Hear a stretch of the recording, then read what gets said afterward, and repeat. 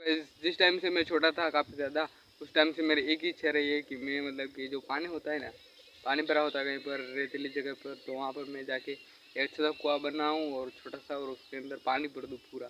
तो आज वही करने वाले हैं। तो उस टाइम तो पूरा नहीं भर पाया था, पर आज पूरा भरने की कोशिश करेंगे। तो वीडियो को पूरे देखना है एंड तक। हम वीडियो को जल्दी स्टार्ट करते हैं।